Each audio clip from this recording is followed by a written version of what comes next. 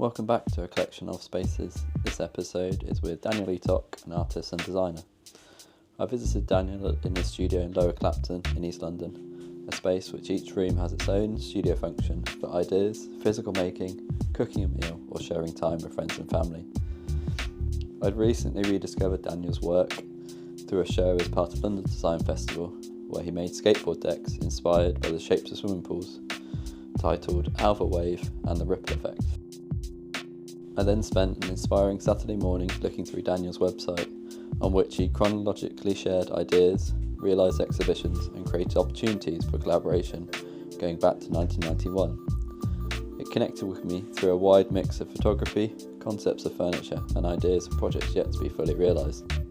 And from there I discovered that he created the platform the website was built on, called Exhibit, a platform I'd spent many years building my own websites on around 2007 and onwards, and had helped me start my time as a website designer after university, building websites for friends and tutors. Daniel's work is highly conceptual, a word which might feel daunting without seeing it in action, but at its core it's about generating ideas, sharing them and seeing how they evolve, whether in an instant or over a course of a few years. I hope you enjoy this conversation, and I encourage you to take time to look at his huge archive of work on his website eatock.com. Also a reminder that you can see a series of photos from this visit over on my website and Instagram at a collection of .info. Enjoy. Where should we kind of start?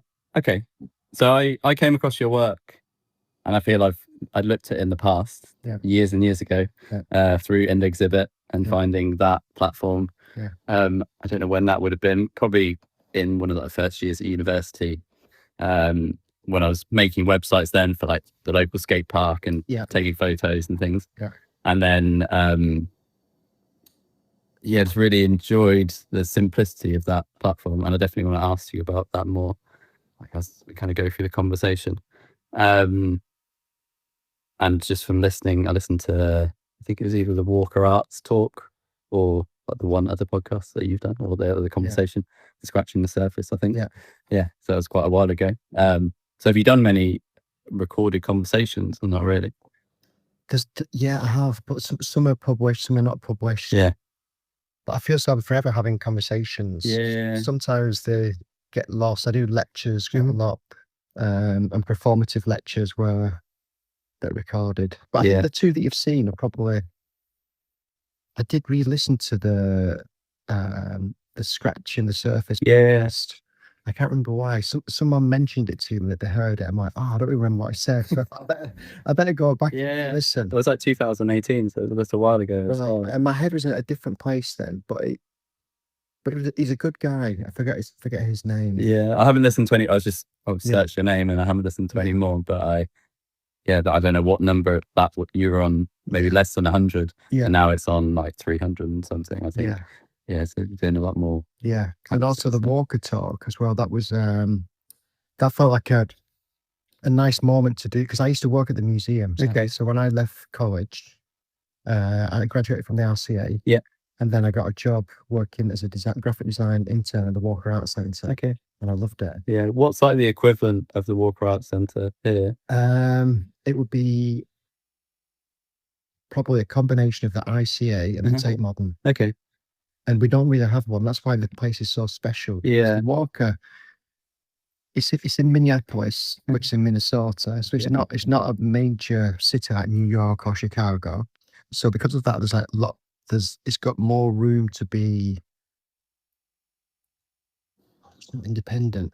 The music scene from Minneapolis is amazing. That's where Prince came from. Where there's a lot of punk bands that come from there. And I think it's because they're a bit outside of like the mainstream gaze. And the museum was very much like that. So if it was in a major city, it would have to, I don't know, I'm sure like the viewing numbers and the figures and it would have to kind of fulfill all these obligations. It can just go off and do explore this. But a lot of the shows that it initiates then travel to other venues. So it makes massive shows. But it also had its own internal design department, which is really unusual for a museum. Because I think the Tate has a few designers that it employs. Yeah. But I think it's all outsourced. So whenever they need a catalogue or graphics, they're working with different people outsourced. Whereas the Walker, everything came through the graphic design department. So it was like really consistent. Yeah. We had a design director. So it's like a really good kind of little system to have part of. So how long were you there I for? was there for 1 year. Yeah. Yeah. Did you enjoy like America in that way? Did you get to explore? That was so I moved there in 99. Yeah. Straight after the RCA. And then I came back. How old were you in this time period? I don't know. I was born in 75. So you did the maths. Yeah. So 75, 85, 95, went in, I suppose 24. Yeah. Yes. Nice. And I just worked like, I went over there to work, not to play around. Yeah. And I think it felt like an extension of my MA. Yeah. So I did a 3-year degree at Mablesbourne. Then I did a 2-year MA at the Royal College. And then I did this 1-year internship. And all three things felt really compatible. It's just like the degree prepared me for the MA. Yeah. And the MA prepared me for this role at the museum. And it was almost like I could maintain my own practice, my own work, but it was functioning within the museum. Yeah, like the support of that and like the inspiration just kind of around you in that way. Yeah. Yeah. Nice. Can you just maybe coming back to where we are now today? Yeah. Could you just kind of explain where we are geographically, and then also like the space we're in? How does that kind of function? So we're in one room, and then you said just down the stairs there's a smaller room. So we're in Hackney. It's Clapton. So it's this area's been quite rough for a long time, but it's changing rapidly. It has been changing since the time I've been here, but it's still got a rough edge, and I really like it around here because I can get to the marshes really quick, so you can be in nature. Yeah, I can also run to Shoreditch in like 20 minutes, so I can be kind of in two different spaces very quickly. Yeah, and it's a house, but the house is a studio. So it appears like a domestic, right? There's a front door and there's a living room and there are spaces, but every room is a studio, a different type of studio. So the kitchen is like a workshop kitchen. Yeah. For making food and nutritious things. Yeah. But when I'm in the kitchen, I see it as an extension of my practice. Like very functional. Yeah, and then there's the living room, which we call a salon, and it's like two rooms that have been made into one. That's where we eat food. But I also do, I walk out in there, do press ups, yoga mats down, and it's like a space where, I don't know, if people come for dinner, we hang out. If people come to socialise, we sit on the floor on a carpet and just chat. Yeah. But it's a big space, so I can move the shelf that's in the middle, so it can become one bigger space, or it's but yeah, I just see it as like an active space. There is a sofa, but I would like to get rid of the sofa because I think settees or sofas, I don't like what they represent. Okay. What is that? It's too soft. Okay. So I like, in my mind, you would have a bed for lying down and for sleeping, and then a stool for sitting if you're working at a desk. Yeah. Or nothing else, or the floor for like sitting on. So I've been slowly removing chairs, and the sofa my cat loves and my daughter likes sitting on. So it's kind of there, but in the long term, I will get rid of the sofa and just try to encourage my daughter and my cat and everything to sit slowly pushing the rock. Yeah, the floor is so much better for us. If you sit on the floor, then you're engaging with your body. Yeah, and you have to sitting kind of. Yeah, you're not going to sit in an uncomfortable way if you're trying to support you yourself. Slouch, and it's kind of it's better. Did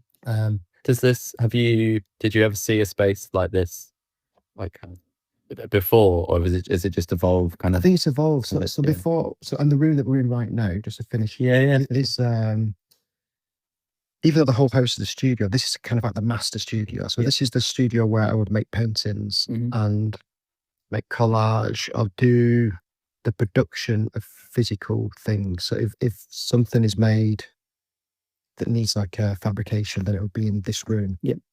and it's got 2 big windows. Normally it's quite bright, but today's really overcast. Yeah. It feels really dark. Yeah.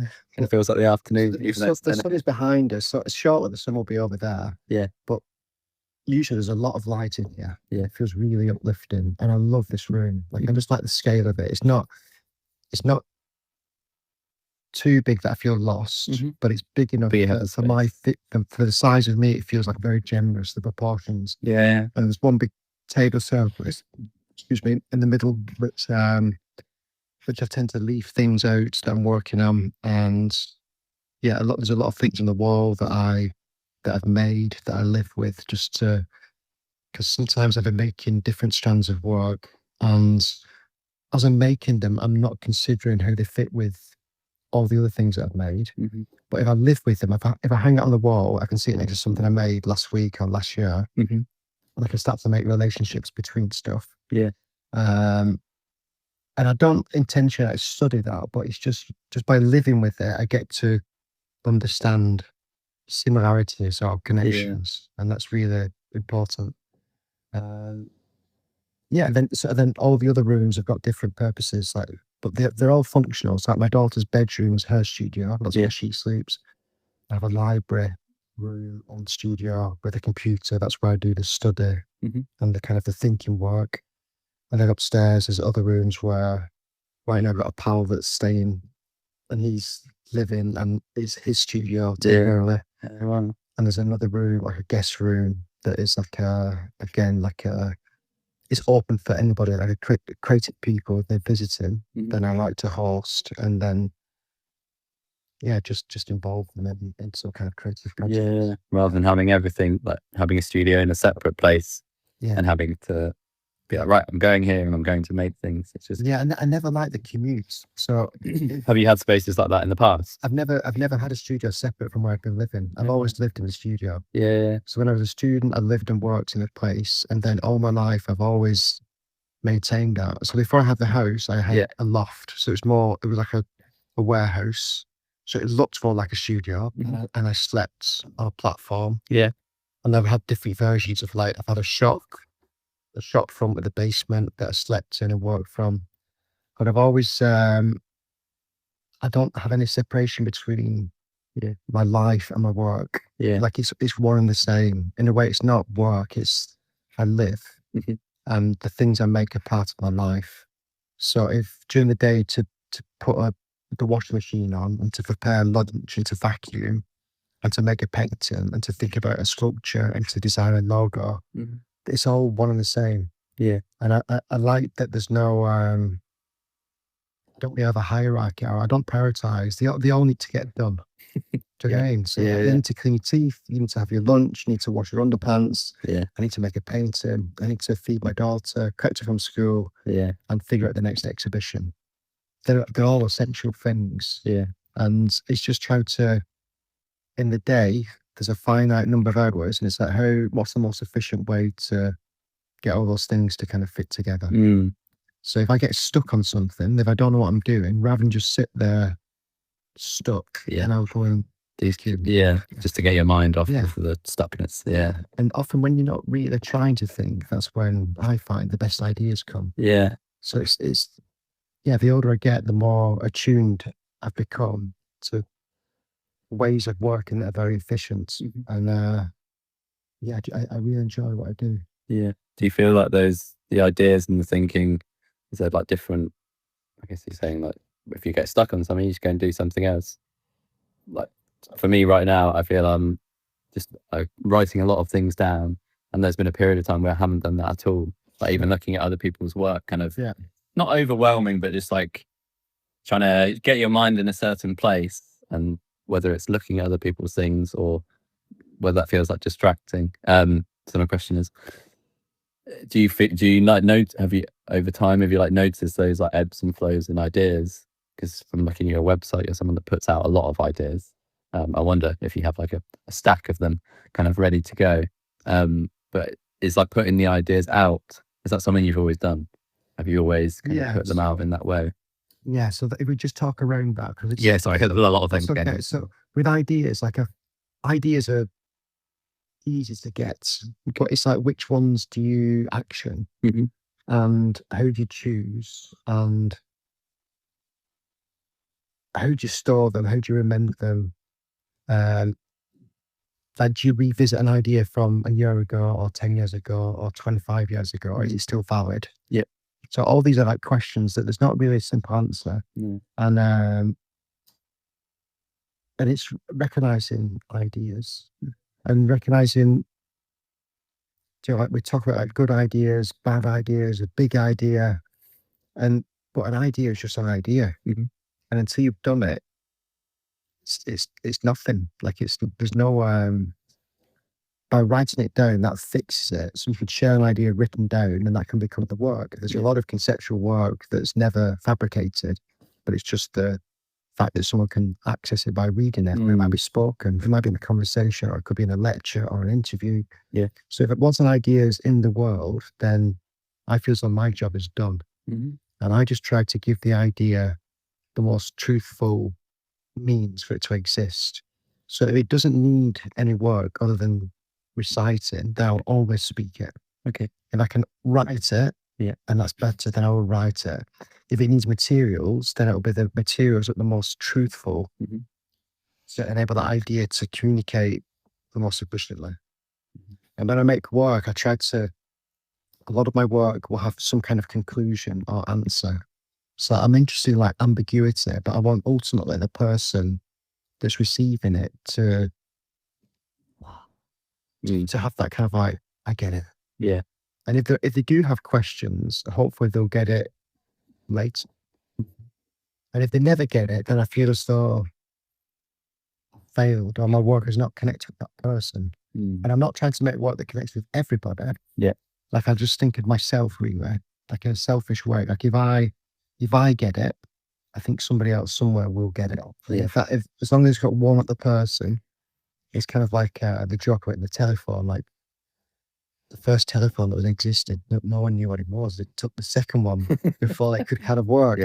So like, the conversation was two people. You can't have a conversation on your own. And I think making art, or if you're creative, you can't do that on your own. It requires a recipient, because that's the feedback. So, but who that recipient is, it can be anybody. And I think if you're too specific in thinking of your audience, then I don't know, you reduce. Maybe you'll oversimplify, or I don't know. So it's better just to think that there'll be somebody, like yourself, somewhere that will understand it. And I think inevitably there's a lot of people who get it. Were you ever like really precious with ideas? Is there ever like a time period that you remember? Or has it just been a part of it? It's just always like share and show people. Like to win the exhibit. So I think. Can you explain what that was and is? If I talk ideas first of all, so ideas, that's my vocation. I think that's my specialism. I'm not a specialist in any one area. So I guess I'm a generalist, and that's my speciality. I'm a specialist at being general. And I feel like thinking in ideas, because I'm not held with any one medium or discipline. I can kind of float around between lots of things. And I'm aware that there's a lot of specialists, like programmers, fabricators. And once you have that knowledge, once you recognize that there are expert typographers, expert photographers, expert filmmakers, musicians, painters, then I feel as I don't want to compete with an expert. I will never. They've dedicated their life to typography, and I don't want to do that. So if I need a specialist, I'll find the right person that I can collaborate with. But the generalist can enter subjects. Once you're aware that the specialist, you can enter from a different point, and you can challenge notions or systems in a different way. And I think that's my skill. So, and with ideas, I use ideas as a way of kind of like unpicking problems. So often, I might have an idea that's like a solution to something, but I don't know what the problem is. But the idea will reveal a problem. So it's almost like working in a reverse order. So it's not that I'm justifying why something exists, but I've arrived at something through like observation. And then I realized, that thing that I've arrived at is a solution for this.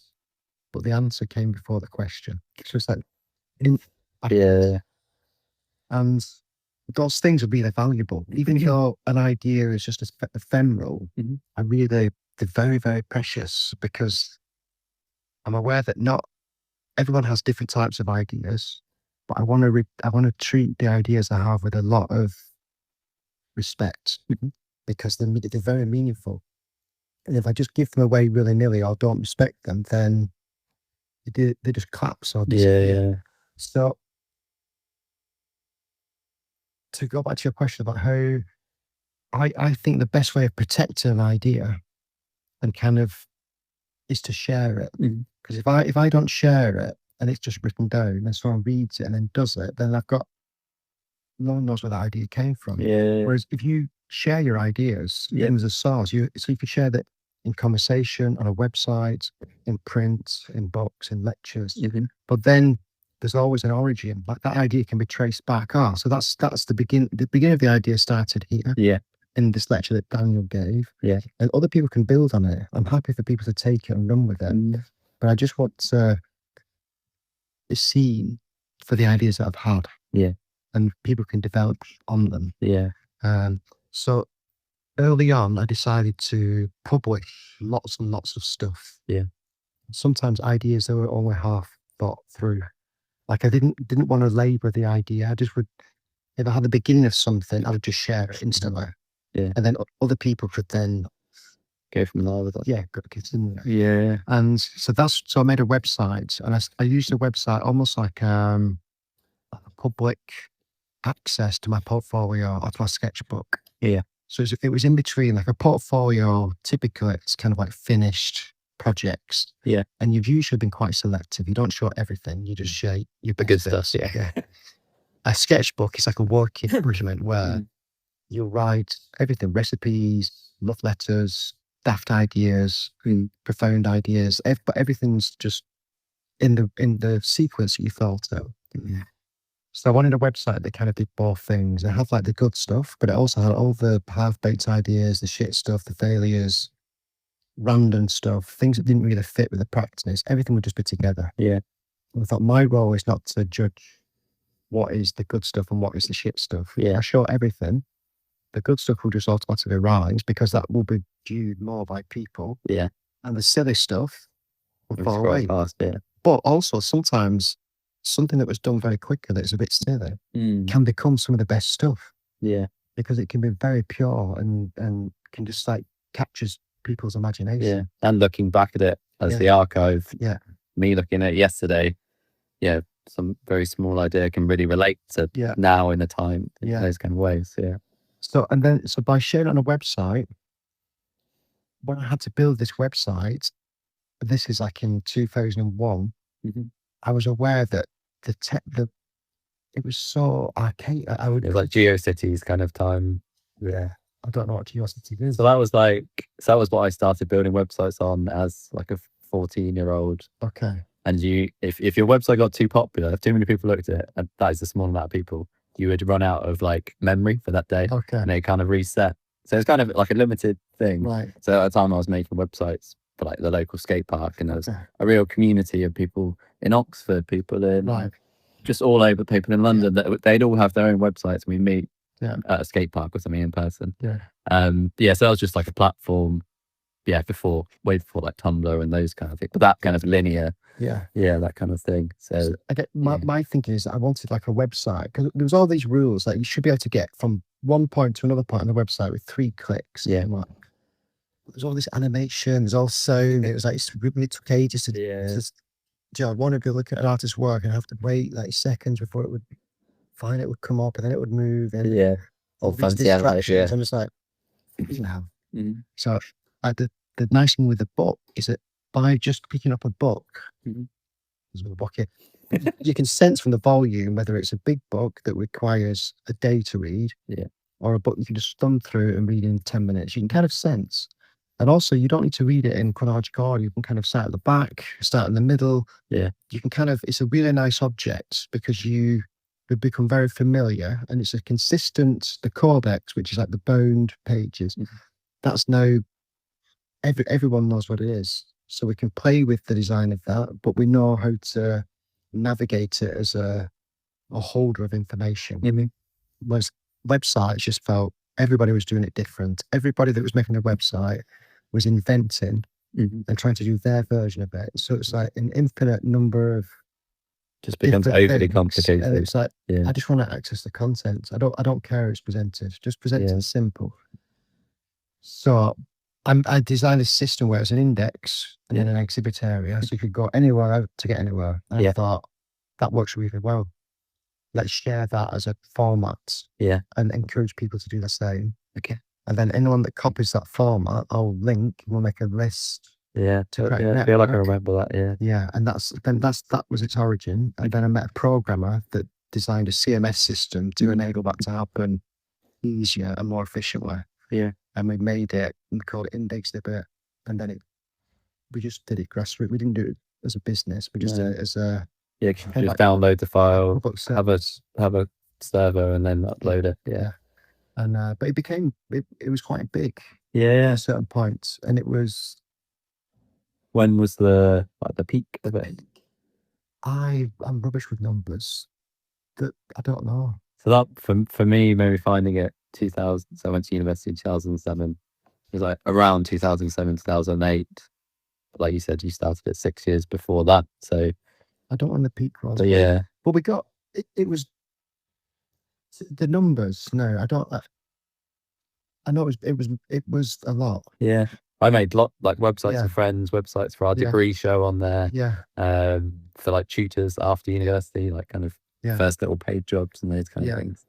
But it was so looking back at it, when I came across like the skateboard project that you did for London Design Week, I was just like, this feels so nostalgic. And even both the work on it, like photos, I'd say like the replaced car doors, a yellow car door on a red car, and like that felt very nostalgic for like the time period of photography that I really enjoyed and just like loved. And then also the format of it. And it was only when I'm searching through, and I was oh, this guy was part of the original kind of the founders of it. It was just very nostalgic in that way. But just because it's funny, I don't see it as nostalgic. I feel as though it's like all the fluff has been stripped away to the essence.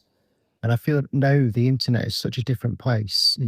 So maybe we're remembering like an internet that we're nostalgic for a place where it was more about sharing with like truthful intent. Whereas now there's a lot of it's just like it's a different thing, isn't it? Just a whole soup of stuff going on.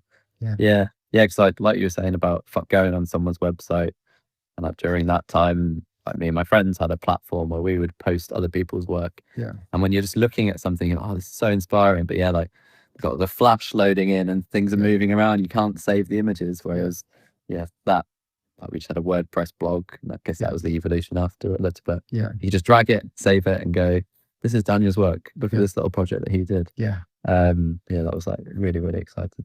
So I think I'm going to try to keep like I just feel as though it's I think long term, maybe we might return back to some of these principles.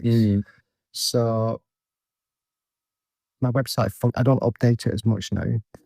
Instagram is a quicker. Like a diary. And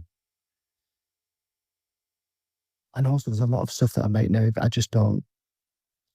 don't prioritize the sharing of it. I think the project's happening was the sharing. So to document that and then share it a second time on my website, I don't quite have the time or I don't have the same energy to like the allure of it in that way. In the past, like the minute I'd finished a project, if I did an exhibition, I would have it photographed and put it on my website. That felt like that's the proof I've done it. It's very much in that stage. So now I've done the project, I feel like, well, the project is the project. That's done now.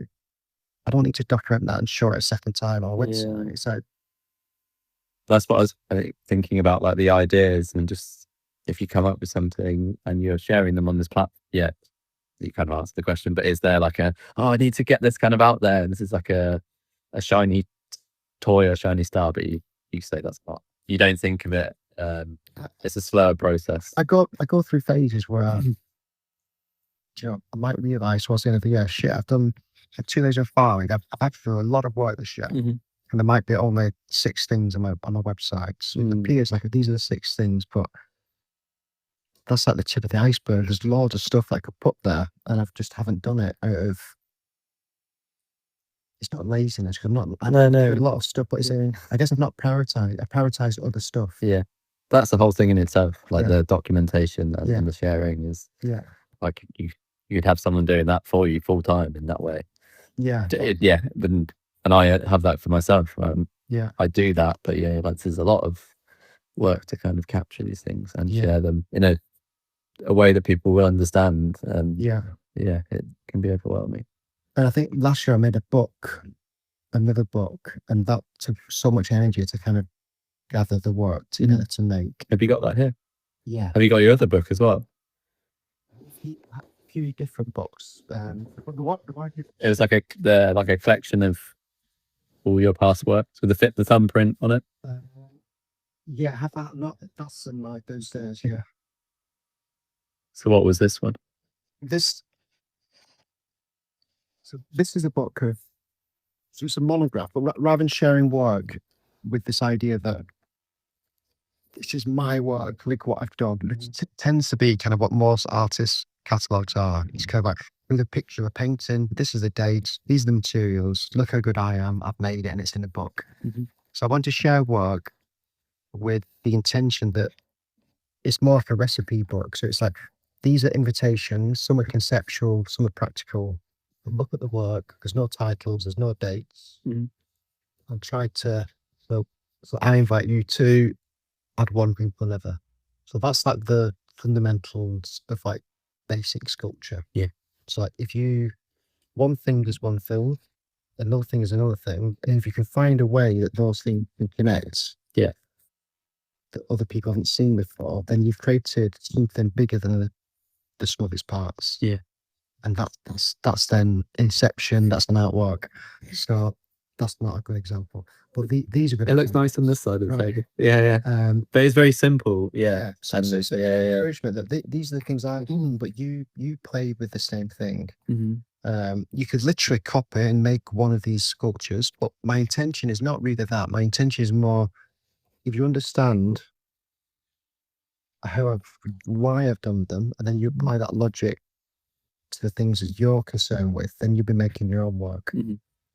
And this book is it's published by the same people that made the Enzo Mari book. Yeah. So it's the same format. And do you know that? Yeah. Oh yeah. It's sort of like they had like a show at the design museum. Yeah. So yeah, I've seen the cover. Yeah. The Enzo Mari. Yeah. And yeah, it's an amazing book because this is like very generous. Like these are all shared with the intention that other people make. I think this is the other book that it's based on. This is a book called Sips Yours, The Dematerialization of the Art Object. And this was published in 1972, and it chronicles the work of artists that were transitioned. The idea of the work was more important than the materiality of the work. So it's just a collection of all that. And I discovered that book in my first year at Ravensbourne College, and that changed my whole trajectory of what I wanted to do within design. Yeah. So this book really is all about there. I see it, these 2 books have been so important in forming my own practice that book is kind of like born from those 2. Yeah.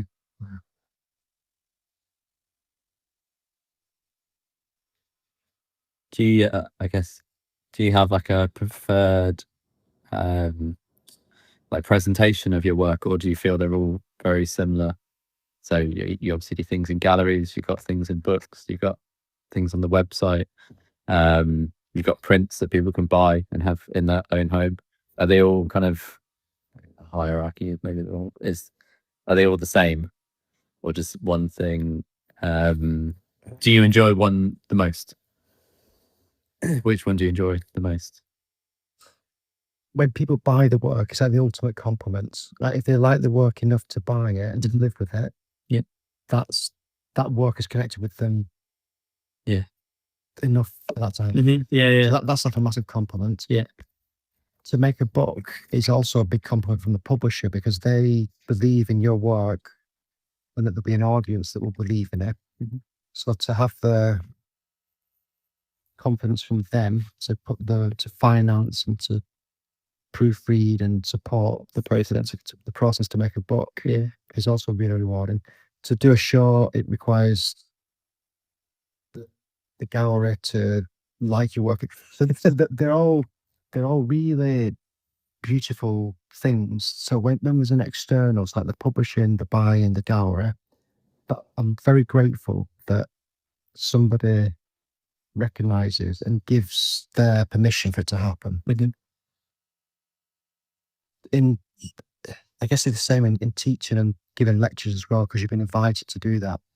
Where Instagram, websites, self-published things, you have total freedom. So there's no that's also really beautiful, because then I'm not concerned that I'm going to let somebody down. I'm not going to be late. I don't need to worry about a budget. It's kind of all on my terms. Yeah.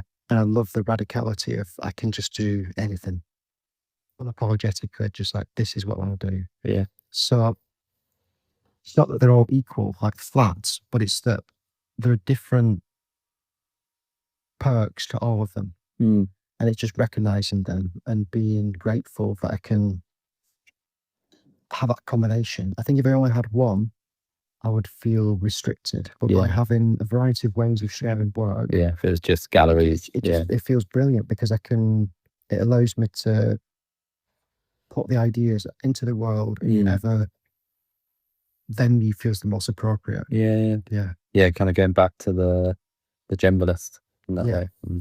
You do this, and then that feeds into this thing, and kind of just a circle. I'm looking at a circle on there.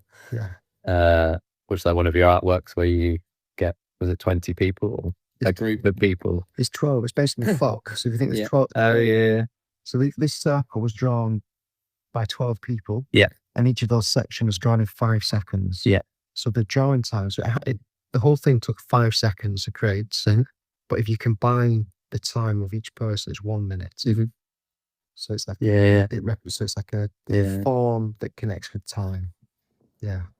Can you, with that idea, can you go back in your head and kind of remember what the initial idea? What was it? Just I can. Looking at the clock. Can you?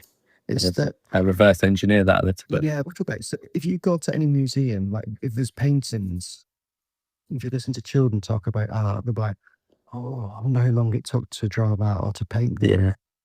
Because if they're covering in or drawing a picture, then the time, like if something took a long time, then it's good. Yes.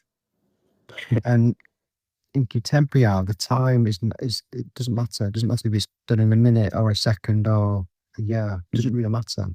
It's not there's no gauge of the time something took to make to the quality of it. Yeah.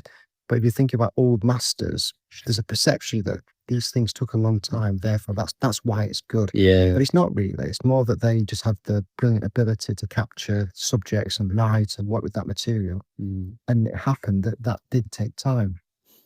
But the time is not what makes it good. Yeah. But time and appreciation have always been like a funny thing that I've enjoyed, because my work has always been so immediate and quick.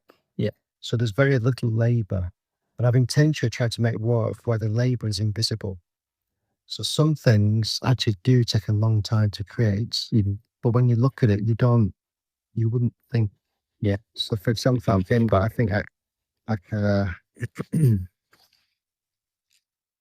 like this piece. Yep. Like you just see that, it just makes sense. Like the weight of the books have made this shelf sag. Yeah.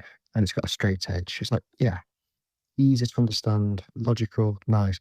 But it's a lot of hours to create that. Yeah. Trial and error. Try and error. Like there's no quick way of doing it. No. But the result is you don't see the labour. It's like if if you can run a marathon under 3 hours, it feels like, oh, you did a marathon under 3 hours, great. Yeah. But the time it takes, the amount of practice to be able to do that, it's like years and years of running a lot with speed training to be able to be in a position where you can do that. Yeah. And that's not seen, and that's what's great. So you can. So I like the labor that's kind of invisible from a result. So with the circles, I was really just thinking about time, like what's the purest way of representing time and art? Yeah. I thought, well, the first thing is like if you just draw around a clock in 1 minute, that's a circle is pure.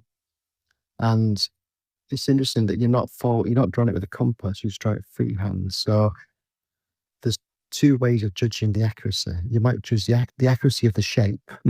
It's not a perfect circle. Yeah. Or the accuracy of the time it took to make it. So is it exactly a minute? Yeah. But the shape is a bit wonky. The time it took is perfect, but the shape is. Yeah. I thought you could draw a circle in an hour, and that's more difficult because then you've not got momentum. You have to keep. Yeah, it's very slow. Yeah. So actually been so long. This is those are 2 circles. Yeah. Separate pieces that were drawn in 1 hour, and you can see that the speed of the pen is quite consistent on this one because the circle is blend for it. Whereas the speed of this one, that bit is slower. Speed up. I would have reckoned, oh shit, I'm not quite on time. Yeah. So the pen bleed reveals the speed, the accuracy. So I've made lots of work where I've had like 60 people around a big piece of paper drawing each for 1 second to make a big minute. Yeah. 60 people drawing for 1 minute each to make an hour. Yeah. And I've done all different permutations of this exercise. Yeah. But they all ultimately go back to this idea of like, how long does it take to make something? And is the time of its making evident in its results? And I think that when you look at that, you sense that that's an artwork that took 1 minute to make, but it only took 5 seconds of 12 people. So it's quite quick and easy. But really, the beauty in it is not in the time it took to literally make the drawing, but it's in my experience of never being able to make that. That's where the time is. Yeah. Okay. A circle. Yeah. My head just going around. Yeah. But the funny thing is, I shared that on Instagram, and let's have a quick look. That one piece. Like the video of it. The video of it. Yeah. It's just going correct, like. It's beyond crazy. It's like, it's beyond, like, I don't know why. I don't quite understand what happened or how the algorithm works. Yeah. But the first one, so this is the making of it. Yeah. 44 million. 44.1 million. It's had 752,000 likes, 408 comments. Yeah. It's been reposted. It's like, how can that basic thing? That was this year as well. Like a few months, 4 months ago. It's crazy. So that's captured. I think I don't know how that captured, but that's probably a piece of work that I've made that I've shared on my own platform. Yeah, that's had the biggest reach. Whatever. Yeah, that is determined. That's yeah. And it's that dragon. Weird. Which took a minute. Yeah. And yeah. Do you remember the kind of first studio space you ever went to or spent time in? Or was that when you were at university or before that? Like, it could be like a shed or like anything like that when you grew up. Do you remember that? Yeah, my dad is a designer, had his own studio. Yeah. So I would go as a kid to my dad's studio. Yeah. Like all the holidays, school holidays. Yeah. Yeah. What kind of things were they designing there? He was designing Kellogg's packets. Yeah. And drawing like Bertie Bassett and doing a lot of like characters, like very illustrative work. Yeah. Nice. Did you have did you spend time there, or did you have kind of not a role, but was there something that you always did when you went to those spaces? Did you have your own? No, just muck around. So that would have been like in the 80s. Yeah. So there were no computers at the beginning, so they would have like Grammaton enlargers. Do you know what a Grammaton is? No. So what did you study? Did you study Photography. photography? Yeah. So it's like a light box. So you could put something on the platform, and then a light would shine on it, and then it would project it, and you could increase the scale of it. Oh wow! So it's a way of like So if you had you could put a photograph on there. Yeah. And you could project it, and you could put a sheet of like a passport picture, and then and then you can make it bigger, so you could do an outline. So it's like a tool being able to draw quick compositions. Yeah. So I would be forever playing with that. We have like photocopy machines, fax machines, marker pens, magic markers, and I would just spray around. I would make collage. I would just play around with all the stuff that was there. Yeah. And so very like material based and using materials in different ways. Yeah. And watching my dad do his work as well. Yeah. Just sitting next to him. And my dad, so he was brilliant. He's so good at drawing. And he would just do marker visuals on my iPad. Yeah. And remove the top page, put those in the portfolio to present to the client. And I remember looking at the sheet that was below the top one. That's where all these abstract colour blobs were. Yeah. Where the pens had bled through. Yeah. And that led me to make the felted pen prints then. Mm-hmm. Yeah. So there's lots of I can like bring lots of my work back to experiences. Yeah. Like very like reminiscing, but a different word to it. But like looking. Yeah. Yeah, because that as you're telling me that, I'm like, the projects where you put the pens upside down for like a month in the gallery and just let it bleed through, and it's 30 sheets or however many it went down. Yeah. And then you sell those in that way. Yeah. There's like such a line back to that original, not idea, but the vision you saw. Yeah. So my dad was on his own with like one assistant, and then he got a partner, and then they started to build a bit. So I saw his thing develop and grow.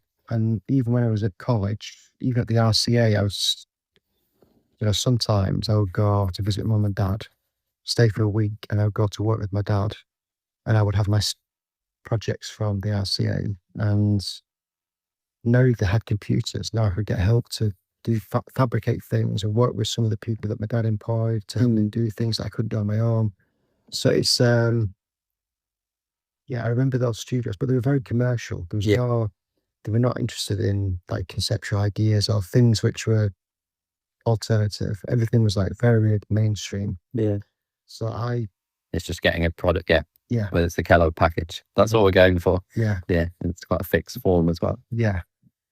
And I never really saw other artist studios. Like when I lived at college, I was just trying to, my space that I worked from was informed from the work I was making, and it would just change depending on the projects. And so I've always had a lot of books. I enjoy living with books, and I don't read as much today as I did in the past, but still, I think books like I don't have so much wisdom. To make a book is not easy, and if you've got novels and biographies and monographs and things, it's like you've got all that knowledge that people have really sweated to put into a book, and you can have access to it. Yeah. And the potential to have access, I think it's so much more valuable than knowledge that someone shared today on the internet, because that just feels like it's not been checked or fact checked or spell checked, or it's just that kind of like just spewing out. Yeah. Whereas books are kind of like there's a rigor. It requires like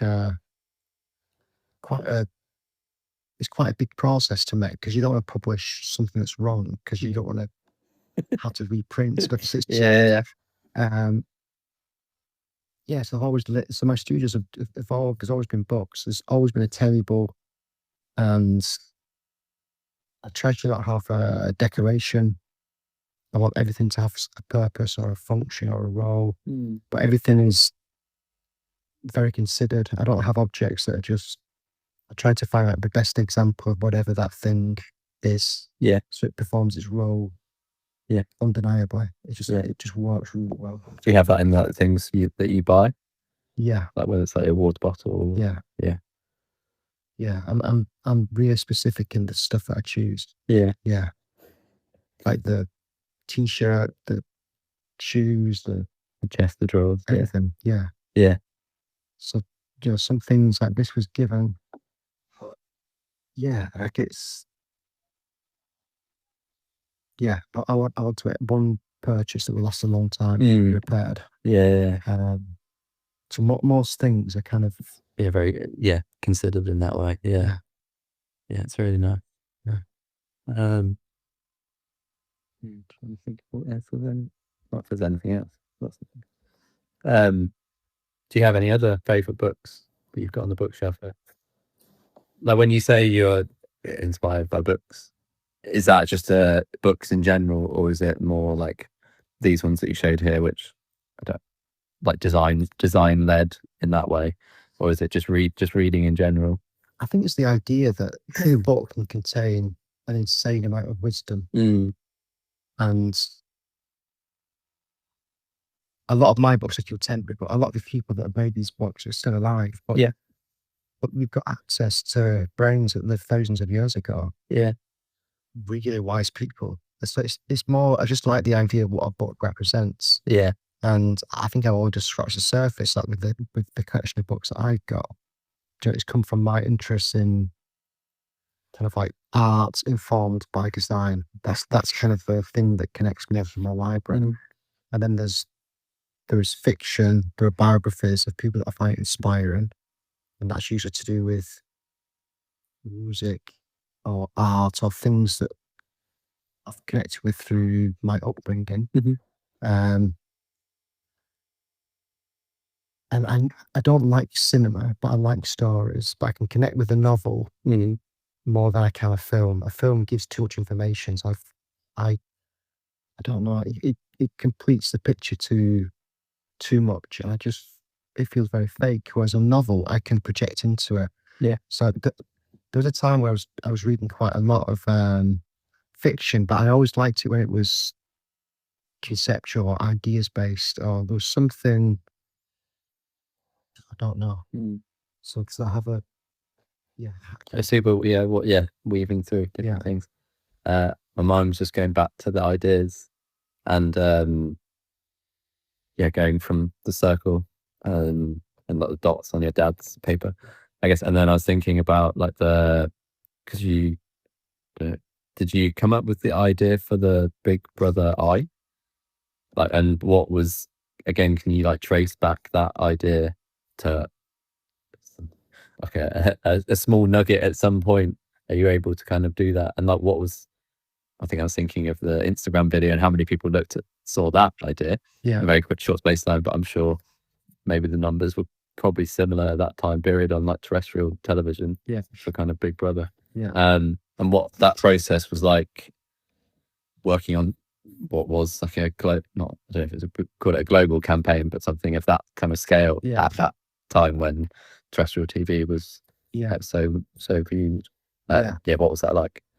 It was well, that project started totally conceptual. So I was lucky that I got introduced to a woman in the marketing department at Channel 4 from the work that I'd made at the Walker Arts Centre. So it's all, and also my college work. And she liked the ideas and the humour that was in my work. Yeah. And then she invited me to pitch to be on the roster to design the identity for Big Brother. Yeah. And I think I was one of like 20 people competing to get that one. Did you know what it? I guess I didn't know. Didn't know what it was at all. Yeah. So Channel 4 had already aired the first series, but I was away. I was living in America, so I missed that series. So the woman from Channel 4 was called Katie. So I asked her about it. I asked, could she send me an example of the tape? And she said, how much do you want? Just send all the whole series, 24 hours. Yeah, she did. Yeah. So she sent all of it. So I van rolled up with like hundreds and hundreds of VHS tapes. Yeah. And it was a bit of a job, but she delivered. What year was this? This would have been 2000. Yeah. Yeah. So log in for a month to just watch it. I thought, I get it. That's a good job. So I was the premise, and I like the name. The name's brilliant. And it goes back to like George Orwell's 1984. So I started to think about how could we promote that program? So I didn't start thinking of a logo for the program or the title sequence. I was thinking, how would you announce the next series on a billboard? Like, what would be a really nice way of getting people to engage? And I thought, well, at that time, I think they were receiving, don't know how many, thousands of applicants, people that wanted to be in the program. So I thought, why don't we just do a billboard where we show passport size photographs of every single applicant? So the billboard is just like this montage out, thousands and thousands of tiny passport pictures from every single person that applied. That's the first thing that goes up. No message, just that. Yeah. Because if you've applied, you're like, I'm on it, I found it. There's Billy. Or, and then 2 weeks before the show begins, they're all blacked out apart from the 10 They've been selected. Yeah. So it's just that everything's white apart from these like dots. That's the next thing. Yeah. And so that was the first idea. And the second idea was for the title sequence. Rather than having, because it's always about these cameras observing, do you remember on TV, occasionally you glimpse the countdown clock? Yeah. So I thought, let's just show the countdown clock. So there's no title sequence. It's just kind of literally, it just goes 5, 4, 3, 2, 1, live. And just that alone would clue you in that this thing is kind of, it's just revealing the technology that's making it possible. So I have a dozen ideas for different parts where some form of communication was needed for that program. Yeah. And I presented it. I went into Channel 4 and it was a massive meeting. It's like in a big boardroom, the head of Channel 4, the head of Endemol. I had no experience working. I hadn't done anything for television. So I was 25. I went into this meeting. I shook everybody's hand, watched around the table. And I was like, what? I think most people had suits on. I had like a t-shirt and presented all these ideas. And at the end of it, everyone was clapping and laughing and just really happy. Yeah. And I left feeling really good. And then an hour later, Katie called and said, they love your work and they want to work with you to do the identity of the Big Brother. Yeah. But they don't want to use any of the ideas that you've shared. So I, okay. So what do you want then? Yeah. We just need a logo. I'm like, is that all you need? Yes. Do we just need a logo? And then once we've got the logo, then we can apply it to all this stuff, but we need a logo. So I was really happy that I've won it, but I was like, fucking hell, just a logo. Like, that's not interesting. But then I just dealt with it. Okay, what is a logo that represents that idea? And like the Orwellian sense of like being observed, like is what represents the gaze? Is it a pair of eyes? Is it a camera? Is it a lens? What is the thing?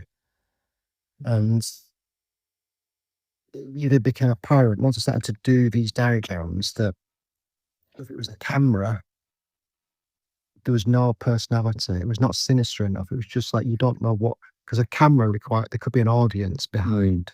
And I think the camera is the thing between the viewer and the subject. It's not the camera's not looking. Yeah. We're looking through the camera. Yeah. So it didn't feel sinister enough. And I thought, okay, so is it 2 eyes? But then it felt like it's two eyes. It's too much about a specific identity. So that also didn't feel right.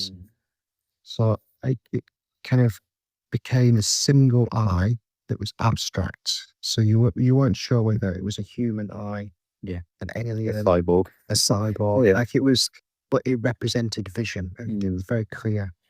And the eye was never seen pure. It was always embedded or fragmented in a way, like camouflaged. Yeah. Then we'd have to look to see the eye. And like that kind of conundrum. Yeah. And was that the biggest commission that you gotten until that date?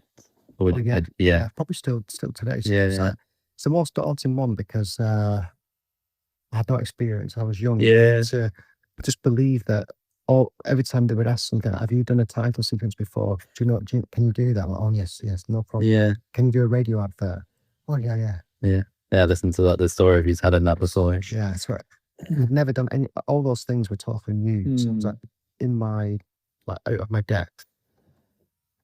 But I felt someone will know how to do it. You just need to just trust the process and go through it, and it'll be fine. Yeah. Was that someone like you thought you could find those people within your network, or you were just like happy to ask those questions, like say within channel, like to go to someone in channel 4 and ask those questions? I think when you're young, you just believe in anything, don't you?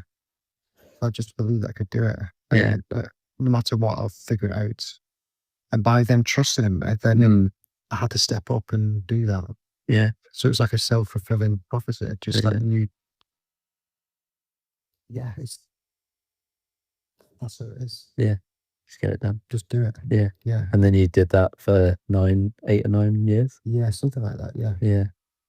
Yeah. And it just kind of evolved as... Yeah, it got easier because then I knew what I was doing, and the challenge was less.